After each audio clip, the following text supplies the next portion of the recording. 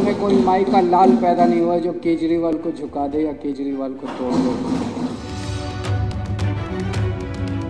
अभी तक ये 9 राज्यों के अंदर प्रधानमंत्री जी अब एक ये नया घोड़ा लेके चले हैं। पहले भी एक घोड़ा लेके चले थे, अब जो रथ लेके चले हैं उस रथ में 3 घोड़े हैं, एक ईडी, एक सीबीआई और एक कैश।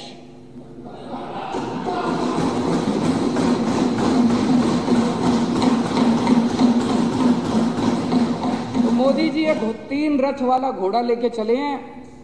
इस रथ से इन्होंने अरुणाचल प्रदेश जीत लिया, अरुणाचल प्रदेश की सरकार गिरा दी, मध्य प्रदेश की सरकार गिरा दी, कर्नाटक की सरकार गिरा दी, पुडुचेरी की सरकार गिरा दी, मणिपुर की सरकार गिरा दी, गोवा की सरकार गिरा दी, महाराष्ट्र की सरकार गिरा दी, उत्तराखंड की सरकार गिरा दी, मेघालय की सरकार गिरा दी। फिर इनका रथ दिल्ली पहुंचा।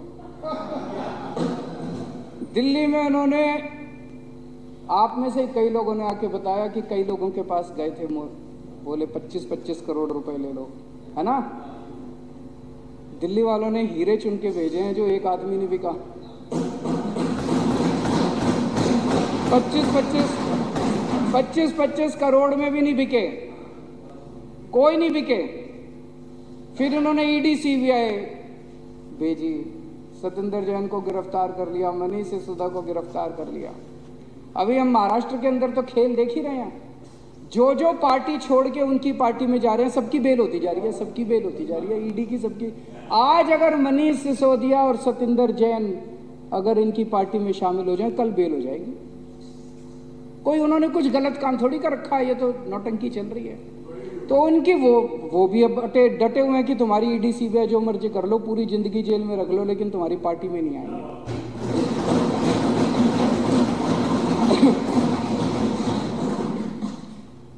तो इधर इनका ये रथ आके रुक गया, ना तो इनका कैश चला, ना इनकी ईडी सीबीआई चली। तो तब इनको ये ऑर्डिनेंस लाना पड़ा कि यार ये कुछ और घपला कुछ करो और इनकी सरकार को गिराओ, इनकी सरकार को काम करने से रोको। दिल्ली के लोग हमें बहुत प्यार करते हैं। 3 पहले हमें असेंबली के चुनाव जिताए, फिर उन्होंने एमसीडी का चुनाव जिताया। पिछली साल इन्होंने कितना गंद मचाया दिल्ली में, जो अभी मैं बता रहा था। पर जनता तो देख रही है, जनता कोई बेवकूफ़ थोड़ी है। इन्होंने इतना गंद मचाया, इन्होंने मोहल्ला क्लिनिक की पेमेंट रोक दी, जल बोर्ड की पेमेंट रोक दी, और ओल्ड एज पेंशन रोक दी, विधवा पेंशन रोक दी।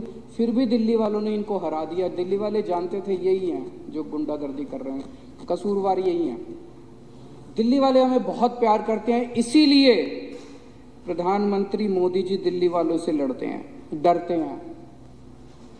प्रधानमंत्री जी को यही खतरा है कि कहीं एक दिन ऐसा ना आ जाए कि जैसे दिल्ली वाले इनको प्यार करते हैं, कहीं पूरा देश इनको ना प्यार करने लग जाए। फिर तो दिल्ली हो गई, दिल्ली के बाद पंजाब वाले भी हमें बहुत प्यार करते हैं। लोग कहते हैं कि दिल्ली और पंजाब में तो 50 साल कम से कम इनकी सरकार कहीं नहीं जाती। अभी मैं लाल किले से भाषण दिया, प्रधानमंत्री जी ने, वो कह रहे थे कि अब हम 1000 साल आगे का एक वो नींव रख रहे हैं, कुछ भैया 1000 साल ऐसा कुछ कहा था उन्होंने, 1000 साल की नींव रख रहे हैं। तो 1000 साल का अगर मॉडल यही है कि देश का एक प्रधानमंत्री होगा, 32 गवर्नर होंगे, और वो प्रधानमंत्री दिल्ली में बैठ के और उन 32 गवर्नर के जरिए पूरा देश चलाएगा, तो मैं प्रधानमंत्री जी को कहना चाहता हूं कि 1000 साल तो क्या 5 साल भी आपका ये मॉडल 140 करोड़ लोग मिलके इस मॉडल को चलने नहीं देंगे आपका। हमने आज़ादी केवल अंग्रेज़ों को भगाने के लिए नहीं पाई थी। इस देश के लोग सरकार चुनेंगे, आप उस अधिकार को छीन नहीं सकते, आप जनतंत्र को कुचल नहीं सकते। केंद्र में भी सरकार लोग बनाएंगे, राज्य में भी सरकार लोग बनाएंगे, पंचायत में भी सरकार लोग बनाएंगे, और म्यूनिसिपैलिटी में भी सरकार लोग बनाएंगे। आप अगर सोचो कि आप प्रधानमंत्री बनके और गवर्नरों के जरिए और लेफ्टिनेंट गवर्नर के जरिए पूरा देश चलाओगे, तो 140 करोड़ लोगों का सामना आपको करना पड़ेगा। 1000 साल तो क्या 5 साल भी आपका ये मॉडल नहीं चलने वाला। उसके बाद अभी ये बिल लेके आए, ऑर्डिनेंस को रिप्लेस करने के लिए बिल लेके आए। मैं सुन रहा था, माननीय गृह मंत्री अमित शाह जी का भाषण सुना मैंने। 2 घंटे भाषण दिया उन्होंने।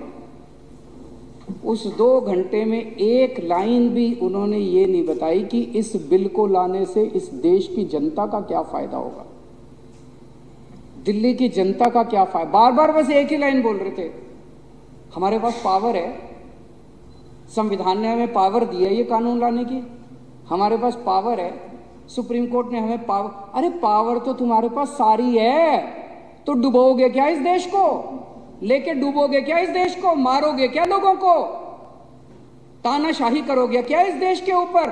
कत्लेआम करोगे क्या लोगों का? पावर तो सारी है तुम्हारे पास, इसी लोगों ने पावर दी है, एक दिन छीन भी लेंगे तुम्हारी पावर। ये जो power power power power power का नशा तुम्हारे अंदर हो रहा है, बस एक ही लाइन बोल, पावर है हमारे पास, पावर है हमारे पास, पावर है हमारे पास। पावर किस लिए दी है तुमको?